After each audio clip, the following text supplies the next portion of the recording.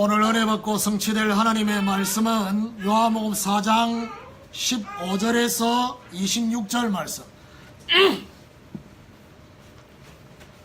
제가 한 절 읽고 여러분 한 절 읽고 교도하도록 하겠습니다. 여자가 이르되 주여 그런 물을 내게 주사 목마르지도 않고 또 여기 물 기르러 오지도 않게 하옵소서. 여자가 대답하여 이르되 나는 남편이 없나이다. 예수께서 이르시되 내가 남편이 없다 하는 말이 옳도다. 너에게 남편 다섯이 있었고 지금 있는 자도 내 남편이 아니니 내 말이 참되도다. 여자가 이르되 주여 내가 보니 선지자로소이다. 우리 조상들은 이 산에서 예배하였는데 당신들의 말은 예배할 곳이 예루살렘에 있다 하더이다. 예수께서 이르시되 여자여 내 말을 믿으라. 이 산에서도 말고 예루살렘에서도 말고 너희가 아버지께 예배할 때가 이르리라. 너희는 알지 못하는 것을 예배하고 우리는 아는 것을 예배하노니 이는 구원이 유대인에게서 나니라. 아버지께 참되게 예배하는 자들은 영과 진리로 예배할 때가 오나니 곧 이때라. 아버지께서는 자기에게 이렇게 예배하는 자들을 찾으시느니라. 하나님은 영이시니 예배하는 자가 영과 진리로 예배할지니라. 여자가 이르되 메시아 곧 그리스도라 하는 이가 오실 줄을 내가 아노니 그가 오시면 모든 것을 우리에게 알려주시리이다. 예수께서 이르시되 내가 말하는 내가 아니라 하시니라. 아멘. 우리 옆에 분하고 인사하도록 하겠습니다. 예수 그리스도만 바라봅시다. 생수를 마시게 하시는 그리스도라는 제목으로 말씀을 전가하기를 원합니다. 우리는 계속해서 예수님과 사마리아 수가성 여인과의 대화를 보고 있습니다. 예수님께서 유대를 떠나서 갈릴리로 가실 때부터 이미 사마리아로 가실 것을 작정하시고 계획하신 것을 느낄 수 있습니다. 이 만남이 사마리아 여인이 볼 때에는 우연처럼 느껴집니다. 그렇지만은 예수님은 처음부터 필연적이고 처음부터 절대적인 계획을 가지시고 이 여인을 기다리고 있었던 것을 느낄 수 있습니다. 이 여인과의 대화가 진행되면서 우리가 느낄 수 있는 것은 예수님은 처음부터 이 여인의 모든 것을 알고 계셨음을 알 수 있습니다. 지난 시간에 예수님께서 영원히 목마르지 않는 생수에 대한 말씀을 할 때에 이 여인은 자신에게 그런 물을 달라고 합니다. 그리고 사람들의 눈을 피해서 물 기르러 오는 것도 하지 않도록 해달라고 예수님께 강구를 했습니다. 그런데 난데없이 이때 예수님이 이 여인이 가장 숨기고 싶었던 상처, 그게 바로 남편입니다.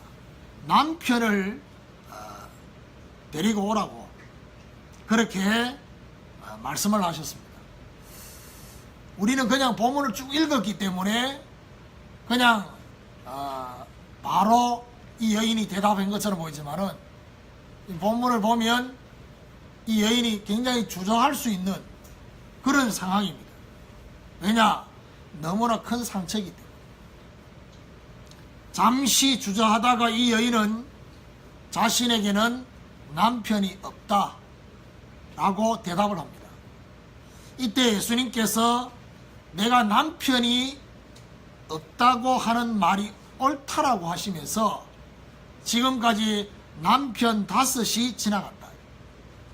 그리고 지금도 함께 있는 자도 내 남편이 아니라고 하시면서 내 말이 참되도다 라고 예수님이 말씀하셨어요.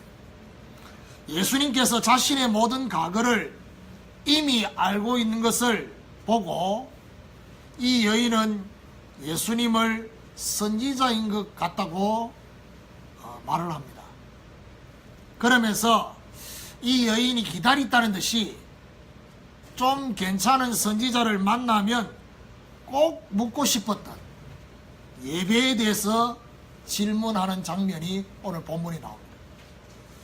예수님은 처음부터 자신이 그리스도라고 말씀하지 않으시고 이 여인이 발견하도록 대화를 통해서 인도하고 있음을 볼 수가 있습니다. 그래서 오늘 이 본문은 요한복음 4장의 예수님과 사마리아 수가성 여인의 이 대화는요, 그야말로 상담학적으로도 상당히 중요한 그런 장면이다, 그래 볼 수도 있습니다. 이 여인이 예수님을 처음에는 유대인의 한 남자로 생각했습니다. 그렇죠? 그렇게 생각하다가 대화가 진행되면서 야곱보다 더 큰 자이라고 생각을 합니다. 그러다가 좀 더 나아가서 선지자라고 말하게 됩니다. 그런데 오늘 본문 마지막에 결국 나중에는 그리스도로 발견하게 되는, 이게 점진적으로 이 여인이 변화되고 있는, 이 말은 무슨 말이죠? 저와 여러분이 하루아침에 바로 예수가 그리스도라는 사실이 깨달아지는 게 아니다는 거예요. 예수님께서 이 여인의 변화를 기다리고 있었던 거죠. 중요한 것은 이 여인이 계속해서 예수님에게 끊임없이 대화를 하는 이 대화 속에 응하고 있다는 사실. 이 말은 우리에게 뭘 말해줍니까? 실제로 우리의 궁금한 부분, 우리 내면에 있는 부분을 예수님께 기도하는 그런 모습으로 볼 수 있겠습니다. 예수님께서는 처음부터 이 여인에게 자신에게는 영원히 목마르지 않는 생수를 주시려고 작정하셨어요. 그러니까 중요한 거는 예수님이 이 여인에게 이 생수를 주시려고 오신 거예요. 이 여인과의 대화를 통해서 왜 생수를 마실 수 없는지, 그 중요한 걸림돌이 무엇인지를 예수님이 알려주시고, 참된 생수는 어떻게 마시는지를 또한 알려주시고, 이 생수가 삶의 모든 영역 속에 흘러 들어가기를 예수님께서 원하시고 대화를 이끌어가고 계신다는 사실을 볼 수 있습니다. 그렇다면 참된 생수를 마시려면 가장 먼저 생수를 마실 수 없는 자신 안에 있는 걸림돌을 발견해야 됩니다. 자신 안에 있는 걸림돌은 생수를 마실 수 없게 할 뿐 아니라 계속해서 갈증이 생기게 만드는 원인이 되는 것입니다. 그 걸림돌이 뭐냐? 생수를 마시지 못하게 하는 걸림돌이 되고 계속 갈증이 생기게 만드는 그것이 바로 첫 번째로 틀린 집착입니다. 틀린 집착. 하나님으로만 채워야 하는 허공에 하나님으로 채워지지 못하면 반드시 사람은 틀린 집착을 하게 되는 것입니다. 이 틀린 집착은 사람마다 다 똑같은 것이 아닙니다. 그 사람이 가지고 있는 가치관과 상처에 따라서 다르게 나타납니다. 예를 들면 가난의 상처가 있는 사람은 물질에 집착합니다. 질병에 대한 상처가 있는 사람은 건강에 집착하게 됩니다. 이걸 보고 건강염려증이라 하죠. 그리고 사람에게 인정받지 못하는 상처가 있는 사람은 자리와 명예에 집착하게 됩니다. 배우지 못한 상처가 있는 사람은 무조건 공부하는 것에 집착하게 됩니다. 실패에 대한 상처가 있는 사람은 반대로 성공에 집착하게 됩니다. 사람에 대한 상처가 있는 사람은 반드시 또 다른 사람에게 집착하게 됩니다. 가정에 대한 상처가 있는 사람은 반드시 결혼에 집착할 수밖에 없는 것입니다. 본문에 나오는 사마리아 여인도 두 가지 집착을 하고 있는 것을 볼 수 있습니다. 하나는 사람에 대한 것입니다. 사람에 대한 것으로 괜찮은 남편에 대한 집착을 하고 있다고 볼 수 있습니다. 또 한 가지는 예배 장소에 대한 집착인 것입니다. 보통 사람들은 배우자를 만날 때 절대 기준을 가지고 만나는 것이 아닙니다. 어떤 사람은 소개팅, 요즘 젊은 사람은 소개팅이라는데 옛날에 중매라죠. 중매를 100번 넘게 하는 사람도 있어요. 그런데 어떻게 결혼을 하느냐 하면요, 절대 기준으로 상대를 만나서 결혼하는 게 아니라 앞에 만났던 사람과 비교를 합니다. 그래서 앞에 사람이 부족하고 가지고 있지 않는 부분을 이 사람이 가지고 있으면 그래서 결혼을 합니다. 이것은 마치 뭐하고 같으냐,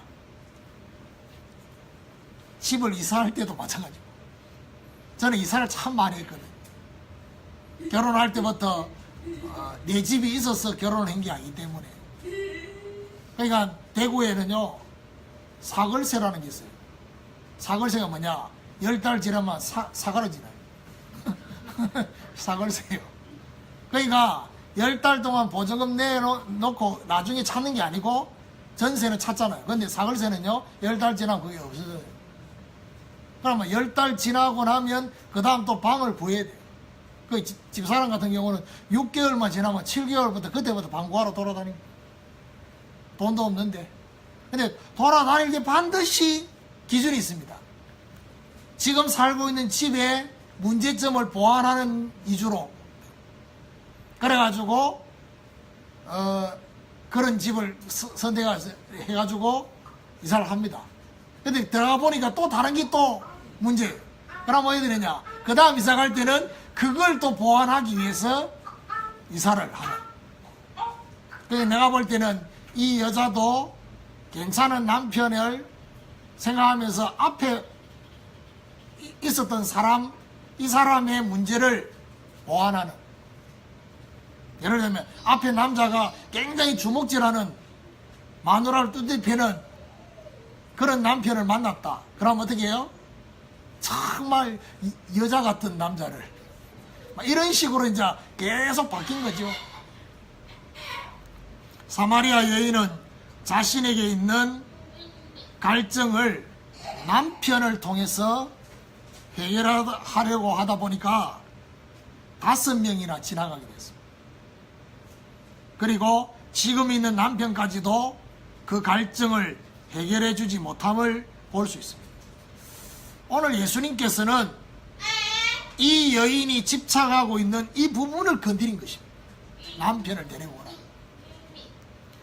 예수님께서 자신이 숨기고 싶었던 것들을 건드렸어요. 여러분, 사실 내가 가장 숨기고 싶은 거를 들켰다 이 말이에요. 그럴 때 오는 저와 여러분의 반응은 어떤 반응이겠습니까? 아, 들켰구나. 그래서 쪽팔리구나. 이런 것도 있지만은 들키고 나면 반대로 속이 시원할 수도 있어요. 왜냐? 더 이상 들킬 게 없으니까. 그런데 이게 자기가 숨기고 싶은 부분을 예수님이 딱 건드리니까 이 여인이 오히려 뜻밖의 반응을 보입니다. 그게 바로 뭐냐? 또 다르게 집착하고 있는 부분. 그거를 예수님께 질문합니다. 그게 바로 뭐냐? 예배 드리는 장소를. 그런데 사실은 이 여인이 굉장히 변화가 일어나고 있는 겁니다. 육신적인 생수로 생각했던 그거를 이제 이 여인이 영적인 관심으로 바뀌는 그런, 집착은 집착이지만은 그래도 예배에 대한 관심이 바뀌는. 이스라엘 백성들이 가장 중요하게 생각하는 것 중에 하나가 바로 성전입니다. 그리고 예배 드리는 장소입니다. 그래서 북쪽과 남쪽이 나뉘어지잖아요. 그래서 사실은 원래 예배드렸던 장소는 예루살렘입니다. 그런데 남쪽과 북쪽이 나눠지면서 북쪽 이스라엘에 있었던 사람들이 남쪽으로 내려올 수가 없어요. 내려오고 싶어도 못 내려오게 하니까. 그래서 북쪽 이스라엘에 있는 사람들이 예배드리는 장소를 만드는 것이 바로 그리심산입니다. 그리심산이라는 축복의 산에서 예배를 드렸어요. 그런데 남쪽 유다의 사람들, 유대인들은 어디서 예배했냐? 예루살렘에서. 그래서 서로의 장소가 하나님이 받으시는 예배의 장소라고 주장하고 있습니다. 그래서 오늘 본문에 이 산에서 해야 됩니까? 예루살렘에서 해야 됩니까? 그 말입니다. 이 여인이 예수님께 질문한 것이 바로 이 부분입니다. 그런데 예수님께서는 예배 드리는 장소는 예배의 본질이 아니라는 사실을, 아버지께 예배할 때가 이를 것이다 라고 말씀하고 계십니다. 오늘 사마리아 여인처럼 우리 안에 틀린 집착, 잘못된 집착, 이 집착하고 있는 걸 발견하고 이것을 그리스도께 내려놓기를 주님의 이름으로 축원합니다. 그렇다면 참된 생수를 마시는 걸림돌이 되는 틀린 집착에서 벗어나서 이제는 참된 생수를 마시기 위해서는 어떻게 해야 되느냐? 바른 집중을 해야 됩니다. 틀린 집착에서 벗어나서 바른 집중이 필요한 것입니다. 참된 생수는 바른 대상에 대한 집중을 통해서 마시게 된다는 사실. 예수님께서는 예배를 통해서 바른 집중을 어떻게 할 것인지를 말씀하고 계시는 것입니다. 예수님께서 생수를 얻는 걸림돌에 대해서 사마리아 여인의 내면을 끄집어냈습니다. 그런데 예배에 대해서는 이 여인에 대한 의견을 물어보시지 않고 예배에 대해서는 하나님이 진정으로 원하시는 것이 따로 있다는 것입니다. 그걸 말씀해 주고 있습니다. 22절에 보니까 너희는 모르는 것을 예배하고 우리는 아는 것을 예배한다. 그래 말하고 있습니다. 그러면서 23절 24절에 보니까 아버지께 참되게 예배하는 자들은 영과 진리로 예배할 때가 오나니 곧 이때라. 아버지께서는 자기에게 이렇게 예배하는 자들을 찾으시니라. 하나님은 여기시니 예배하는 자가 영과 진리로 예배할지니라 하고 말씀하고 있습니다. 예수님은 모르는 예배가 있고 아는 예배가 있다고 했습니다. 모르는 예배와 아는 예배의 차이가 뭡니까? 예배의 참된 의미를 모르는 예배가 있고 예배의 참된 의미를 아는 예배가 있다. 예배의 참된 의미는 무엇입니까? 모든 것 대신은 하나님과의 소통과 교통이 있는 시간을 말합니다. 이런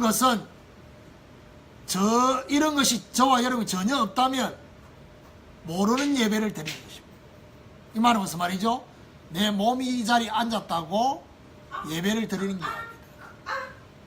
하나님과의 소통과 교통이 지금 이 시간 있느냐 없느냐에 따라서 아는 예배와 모르는 예배가 구분이 되는 것입니다. 하나님과의 사실적인 소통과 교통이 있는 예배를 드리려면 오늘 예수님이 뭐라고 말합니까? 영과 진리로 예배해야 된다고 했습니다. 이 말은 성령과 진리로 예배를 하는 걸 말합니다. 여기서 말하는 성령과 진리의 예배는 무엇입니까? 우리가 드리는 예배의 모든 순서 가운데 성령의 임재가 있어야 하는 것입니다. 또한 모든 순서 가운데 말씀의 진리가 적용된 이유와 의미가 있는 예배가 되어야 된다.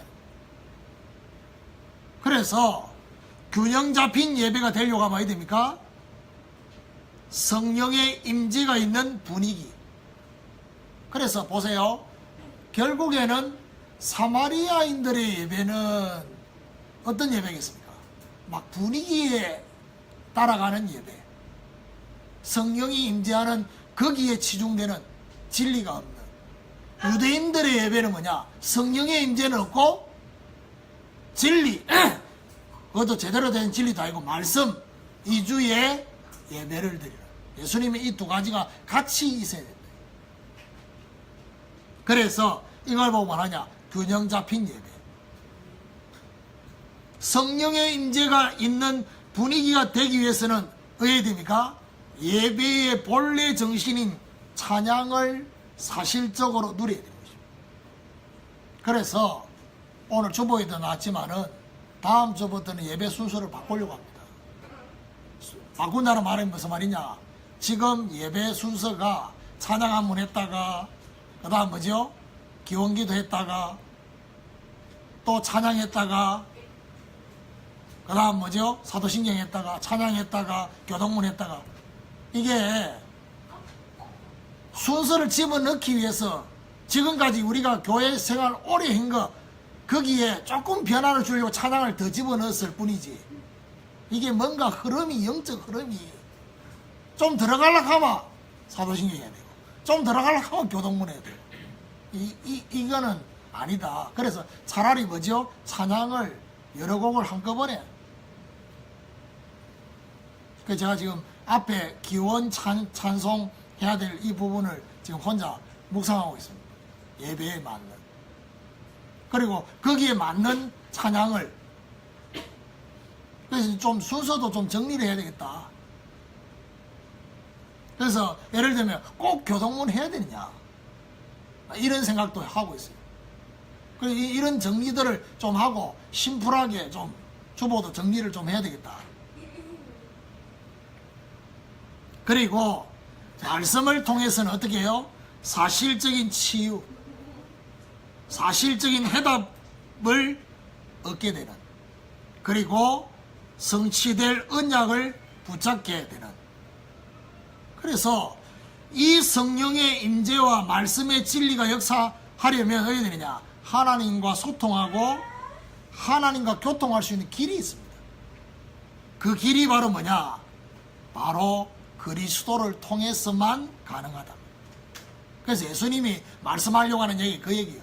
모르는 예배를 한단 말은 예수가 그리스도라는 사실을 모르는 예배를 말하는 거예요. 예수가 그리스도라는 사실을 알 때 비로소 성령의 임재와 진리의 역사가 일어난다는 거예요. 그래서 예수가 그리스도라는 사실을 모르는 이 모르는 예배는 결국 모르면 어떻게 됩니까? 모르는 예배를 드린다는 거예요. 예수가 그리스도라는 사실을 알면 아는 예배를 드리는 것입니다. 성령과 진리로 예배할 때 어떻게 되느냐? 원래 인간을 만드신 목적. 원래 인간을 만드신 목적이 뭡니까? 하나님을 영화롭게 하는. 그리고 영원토록 그를 즐거워하는. 자, 이렇게 되면서 참된 생수를 마시게 된다. 하나님을 영화롭게 하는 찬양, 하나님으로 인해서 즐거워하는 그런 하나님의 말씀. 이런 것이 저와 여러분이 참된 생수를 마시게 만듭니다. 여러분 연휴가 깁니다. 내일까지가 연휴입니다. 대개 여러분은 연휴를 누리다가 오셨겠지만 이 연휴가 영적으로 성령 충만하게 만드는 연휴가 아니거든요. 어떤 면에서는 참된 생수보다는 갈증이 더 심해지게 만드는 연휴예요. 그러니까 영적인 걸 다 빼앗아버리는. 어떤 면에서는 사람들의 이런 여러 가지 저런 소리들이 막 일주일 동안 신령을 파고드는 그런 연휴다. 어떤 면에서 저와 여러분 이런 연휴가 이렇게 계속되면요, 정상적인 사람은 오늘 주일이 기대가 돼야 돼요. 왜 기대가 되느냐? 갈증이 더 심해. 더 심하기 때문에 이 날이 더 오고 싶고 막 이래야 돼야 되거든. 그런데 막 연휴 후유증으로 아이고 좀 뭐 오늘 주일은 좀 그냥 좀 지나갈 수 패스오버 6월절 이거는 영적 상태가 안 좋은 거예요. 정상적인 거는요, 정상적인 영적 상태는 뭐냐, 참된 생수를 못 마셨기 때문에 갈증이 지금 심하단 말이에요. 그 예배 드리고 싶어야 되거든. 오늘 성령의 임재가 있는 예배와 진리의 말씀이 있는 예배로 그리스도께서 주시는 참된 생수를 마시는 그런 저와 여러분 되시기를 주님의 이름으로 축원합니다. 그렇다면 마지막으로 참된 생수가 우리의 삶의 모든 영역 속에 흘러 들어가기 위해서는 세 번째가 뭐냐, 참된 발견입니다. 틀린 집착, 바른 집중, 그 다음 뭐죠? 참된 발견. 25절 26절에 보니까 여자가 이르되 메시아 곧 그리스도라 하는 이가 오실 줄을 내가 아노니 그가 오시면 모든 것을 우리에게 알려주시리이다. 예수께서 이르시되 내게 말하는 내가 그라 하시니라 라고 말씀하셨죠. 여러분, 지금 예수님이 내가 그리스도야 이래 바로 얘기 안 하고 이 여인이요, 예배에 대한 말씀을 딱 듣고 난 뒤에 자기가 알기에는 메시아 그리스도가 오시면 그분이 우리의 모든 것을 알려주실 것이다 라고 너무 기특한 말을. 근데 예수님이 그 말을 듣자마자 길게 말할 것 없어요. 뭐라느냐, 내가 그다 이래 말했단 말이에요. 근데 이 말 속에 이 여인이 얼마나 충격이 됐겠어요. 다음 주간에 보면 압니다. 물동이를 버려두고 얼마나 충격이 됐어요. 그리스도가 모든 것을 알려주신다고 하는 이 의미가 무슨 말이죠? 모든 것을 바르게 회복하는 것은 그리스도를 통해서만 이루어진다는 것입니다. 골로새 2장에 보니까 그리스도를 통해서만 하나님의 비밀을 발견하게 됩니다. 그리스도 안에서 우리 인생의 모든 지혜와 지식과 보화를 참되게 발견할 수가 있다는 것입니다. 그리스도 안에서 우리의 모든 과거를 재조명하고 현재의 모든 것을 재해석하고 앞으로 다가올 미래를 재적용하게 될 때 그리스도 안에서 우리의 모든 삶의 이유를 발견하게 됩니다. 그리고 모든 삶의 의미, 모든 삶의 가치를 회복하게 되는 것입니다. 그래서 우리 안에서부터 시작된 이 생수가 이제는 모든 만남 속에 흘러들어가요. 그리고 우리의 가정에 흘러들어가요. 우리의 가문에 흘러들어가요. 우리의 직장과 생업 현장으로 흘러들어가요. 우리의 지역과 민족과 세계 가운데로 이 참된 생수가 흘러들어가도록 해야 될 것이다. 이제부터는 참된 생수가 흘러들어가도록 사도행전 1장 8절의 언약을 붙잡고 기도해. 오직 성령이 너희에게 임하시면 너희가 권능을 받고 예루살렘과 온 유대와 사마리아 땅끝까지 이르러 내 증인이 될 것이다 했습니다. 이렇게 기도하면서 모든 것을 그리스도 안에서 발견해야 될 것입니다. 오늘 참된 생수를 마시게 하시는 그리스도, 그 그리스도를 통해서 우리 안에 있는 틀린 집착이 사라지고 예배에 대한 바른 집중을 회복하고 그리스도 안에 참된 발견을 해서 이 참된 생수를 마신 자로, 지난주간에 얘기했죠.